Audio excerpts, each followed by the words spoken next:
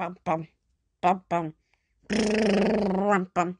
Bum ba-dum bum ba ba ba ba ba bum ba-dum bum ba ba ba ba bum ba-dum bum ba ba ba ba bum da-dum-dum bum bum bum bum bum bum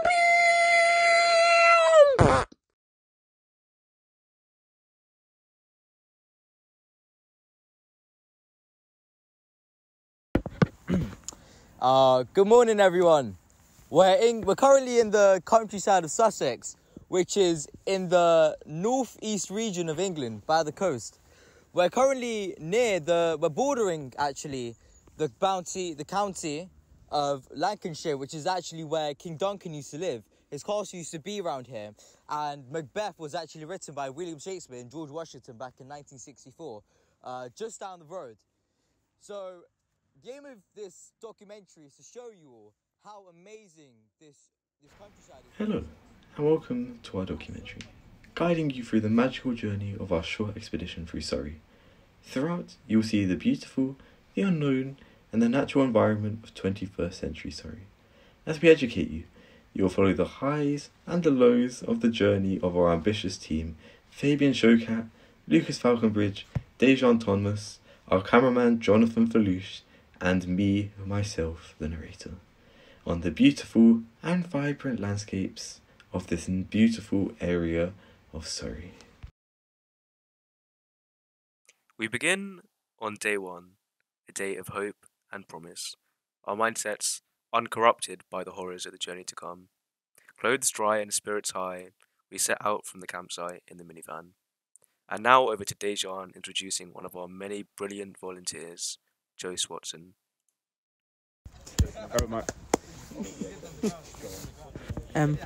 Hi, my name is Dejan. I will be interviewing. Hi, my name's Joe. Joe, how have you been today? I've been good. I'm a bit tired. I didn't sleep that well. How was your breakfast? Breakfast was good, actually. How's life? No, I'm joking. So what have you done this morning? I got up very early, had breakfast, made sure that all of you were ready. What's the plan? Plan is for you guys to walk very far, and me, I don't have to walk as far, so I'll be taking it more chill. That's Joe. Beautiful. And now, a brief description of our day one journey by Fabian. As you can see, we Team Ozdemir begin our Sussex expedition by firstly heading southwest, past various fields, paths and some area of shrubbery and forest. We then take a sharp west, which surprisingly leads us to more fields, paths and forest. We now take a very sharp loop going north and kind of circle in around this inhabited area of town which contains lots of troglodytic people of Sussex. We sort of then head northeast, past more fields, paths and forests until we reach campsite for day one.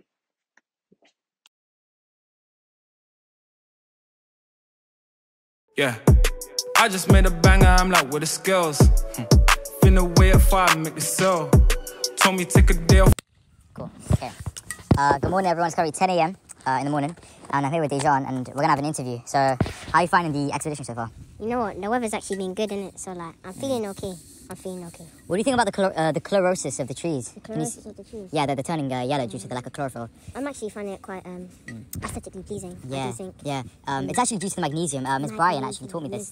The lack of magnesium is actually an essential mineral needed for the production of glucose. And if glucose isn't produced by the trees, that means that protein synthesis can't happen, which is glucose and nitrogen, isn't it? Word. Yeah, it's glucose and nitrogen. Word. And thus meaning if glucose and nitrogen cannot be produced in a plentiful supply, protein synthesis won't be occurred, meaning there won't be enough protein. Word. Also meaning that the tree won't grow. Yeah, word. And the lack of chlorophyll. Okay, yeah. This is quite out midway, LOL. All this music can go sell itself. Now further along the journey, we find ourselves taking refuge from the rain into prestigious school Ardingly College. Witness as we watch in awe of the beautiful and ancient architecture. Good morning, everyone. As you can see, we are Ardingly College, a very posh and distributed location around the area of Surrey. Now, I want to draw upon the really nice, really rich history of this school.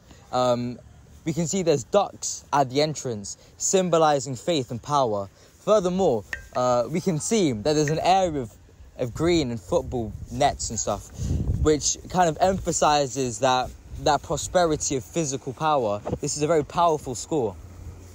And I want to draw upon this sign here, and I want to go back to history question 1 of the Weimar Germany paper. I want to infer this source. So, we can see that there's a duck, and the duck has its wings out. This is kind of a predatory instinct. The duck wants to be as big as possible. This is a strong duck. This is a strong school. There's also a cross in the middle of the duck. This is Christian power of Jesus, our Lord and Savior. True. Mommy told me I should get a girl, though I dish it with a vet that I could. Hello, my name is Jamie, and I'm going to be talking about the depositional features and erosional features of the reservoir behind me.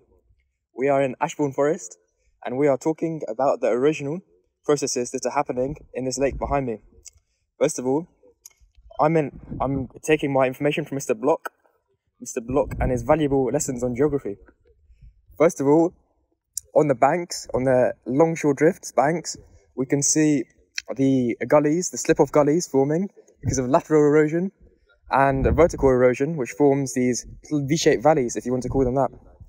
Furthermore, we have large track loads and cobble loads affected by pollution and little Waitrose bags. Furthermore, we have a lot of water mass because of its large density. It occupies a much smaller area than it would usually. And a man is wet, that's what she said herself.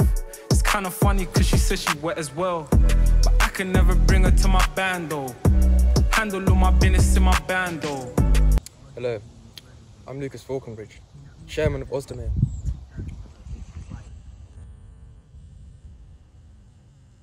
Around me, we have nature. And right now, we're checkpoint 6. The pinnacle of our journey and our expedition, our silver expedition, through the lands of Sussex. Around me, you can see nature, trees, fresh air, and behind me, a major tributary to a lovely stream.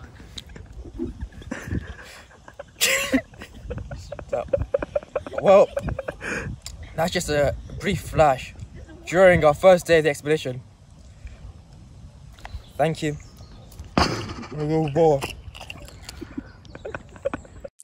That's all the footage we had from day 1.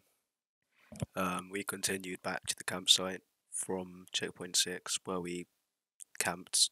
Here's the rest of the photos.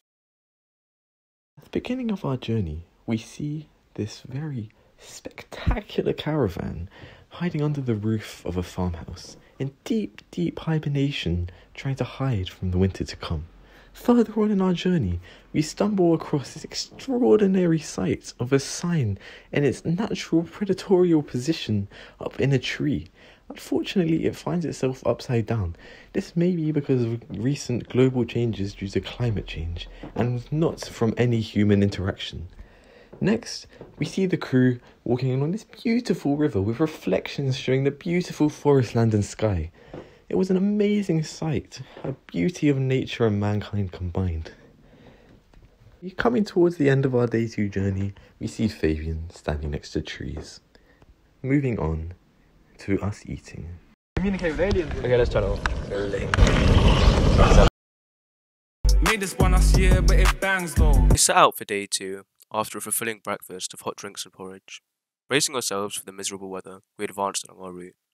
Here's a brief snippet of our journey. Listen with us as we experience the beautiful calls of the native Sussex birds.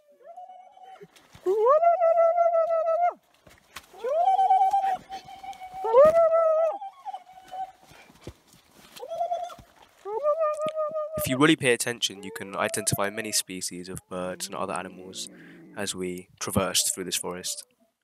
The biodiversity and richness of this landscape was really a highlight of our journey. And now for Lucas's daily update on the journey. This closes out our day 2 as the weather was just too miserable to stop and film. I feel like that's Callum is literally Times are amazing. We're at checkpoint 18. I think it couldn't be better. They're not running out of ashes, and nor are we running out of energy. Thank you, and goodbye. We finally reached the day 2 campsite after a long and tiring day of walking. Unfortunately, there's a lack of day 2 footage due to the bad weather conditions. Luckily, we have an abundance of photos of mushrooms and other wildlife, as at the request of Kelly and Maxine. Enjoy. If we view this current picture, we can see some yellow coloured or orange coloured mushrooms due to the photosynthesis of the sun. As we move along, we see some more wonderful images of wildlife. We see a wooden pile or wooden pole that was made from pandas, and these mushrooms have a little black dot because they do. As we move on, we see bagel. Yeah. Cool, yeah, bagel. And if we keep on going, we see that there's actually quite a weird-shaped mushroom. It's quite concave to let the water kind of like rest there and kind of stay there. We also see our archaeologist and chairman of Ozdemir, Lucas Falconbridge, researching these amazing mushrooms and exotic pieces of wildlife. We also see what appears to be like a very large mushroom. It's brown, it's very large, which can be used for cooking and other processes of eating. We also see a nice little gathering or colonization of more mushrooms, perhaps due to the fungal ecology of the area itself. And we see that there is this certain type of mushroom that is quite convex, which is the opposite of the other one, and also has a black tip for a variety of reasons that I won't go into now. And last but not least, there is another very fat, large mushroom that can also be consumed as food. Made this one last year, but it bangs though. Just at the beginning of our journey, we quickly came off the safeties of the roads near Newbridge, and we came to the bottom of the new, malicious, bad, corrupt, destructive, hateful, heinous, hideous, malevolent hill that caused much pain and distress among our team members. We can see this as these dreadful contour lines slowly but surely drag up and up and up as we get further up to the hill to the Memel and the Gillap. Once we reached the top of this treacherous hill, we finally sat down and relaxed and looked upon the beautiful views as we saw the heavenly clouds form in beautiful, beautiful formations above us. And we relaxed, recuperated and reconciled, ready for the still much longer journey to come. Let me introduce you to our amazing archaeologists and naturographers, Fabian and Jonathan. As you can see here, this tree has unfortunately died due to the eastbound waves coming from that area of Sussex. You can see here that there's a ridge leading up to this dead, unanimated tree. This is actually a wave-cut platform that Billy Block taught us about in geography. There's a V-shaped valley, but very miniature, that's formed due to the erosion, the abrasion, the attrition, and the hydraulic action of the water pounding against the ridges of the ground.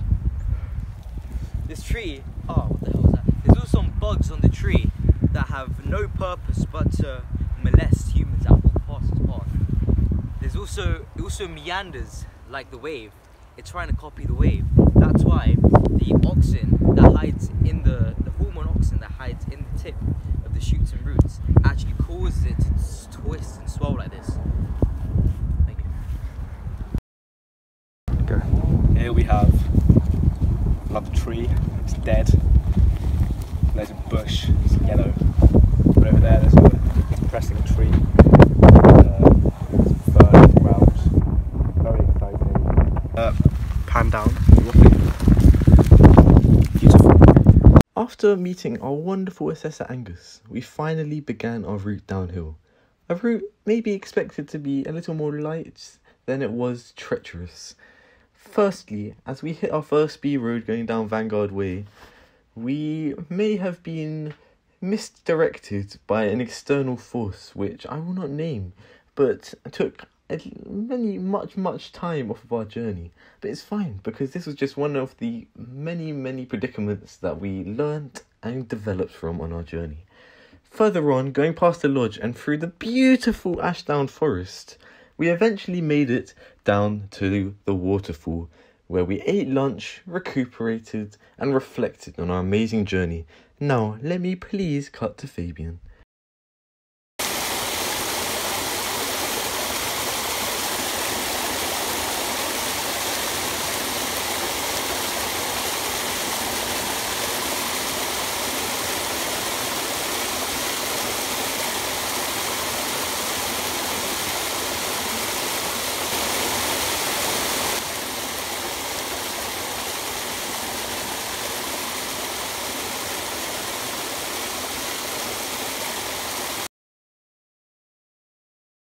You push me for the last time. Let's scream until there's nothing left.